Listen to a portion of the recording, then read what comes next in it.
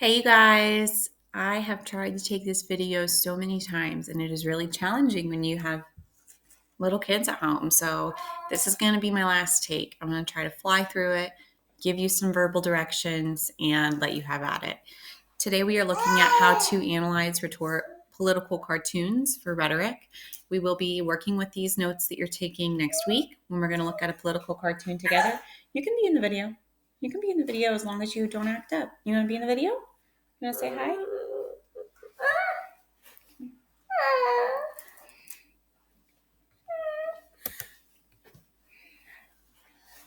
This is a little bit of background on what a political cartoon is. Political cartoons are a really easy way to get your point across. And so oftentimes writers and cartoonists and editors will use them to show their stance on a political situation, which makes them rhetorical. There are 5 surface details that you're looking for in a political cartoon: symbolism, exaggeration, labeling, analogy, and irony. You're going to have to pause this screen and read the ones that you are unfamiliar with. 1, 2, 3, feast. Okay, you can unpause it now. But if you're unfamiliar with any of these, you need to reread them, make sure you understand. You have a document assigned to you with 2 political cartoons for you to analyze for rhetoric. I'm going to show you an example of one. Here, we have an Earth Day rally. We have a picture of before, which is during the Earth Day rally, and we have a picture of after the Earth Day rally. So it's dreary, it's dreary, trash is left around, the slogan's torn in half, the weather has changed, and here everyone is hopeful, like cheering on Earth Day, but then nothing happens in the after picture. So I'm not going to read these out loud because you can pause them and read them. But here is how I found at least 3. That's your job, is to find at least 3 of the 5 devices for symbolism, exaggeration, labeling, and irony. I was unable to find analogy in this example, so I left it blank. And then you have to answer, does this cartoon mainly appeal to credibility, emotion, or logic? And I have my answer for you. And then you are also going to have a spot for the rhetorical situation: exigence, audience, and purpose. So you're looking for rhetorical devices present in a political cartoon. Let's look at your 2 examples very quickly. This is your, why don't I open up your document for you so that way we are looking at the same thing. So the first cartoon on your document looks like this. You have this cartoon. Someone looks like they're going off to war, and it says, "The obstacle, replenish supplies." I want it, Mama. Want what? This. Now? It says, "The obstacle, replenish supplies in war zone while evading the enemy."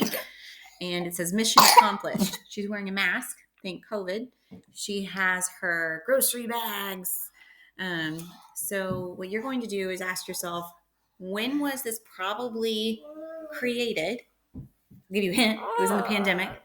And then you're going to analyze it for those 5 rhetorical devices that you can find in a political cartoon, but you only need to find 3: symbolism, exaggeration, labeling, analogy, and irony.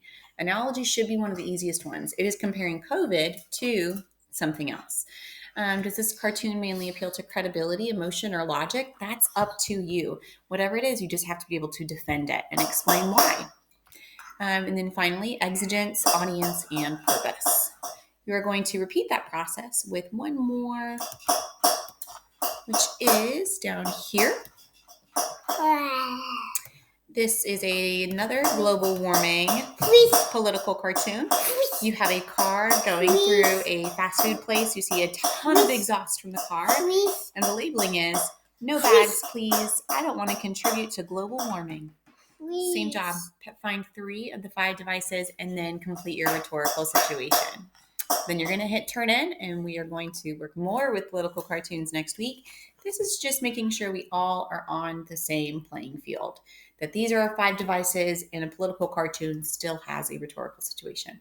If you owe me any late work, it's time to get that turned in. We are now starting February, which means that anything from the first couple of weeks of school is going to turn into a 0.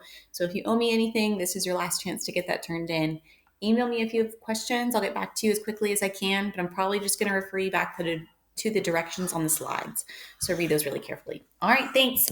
Cora, you didn't get to say hi. Do you want to say bye? You want to say hi? Hi. All right, Jack, do you want to say bye?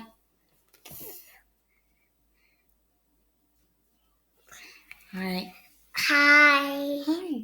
All right, thanks you guys for being patient, and have a good snow day.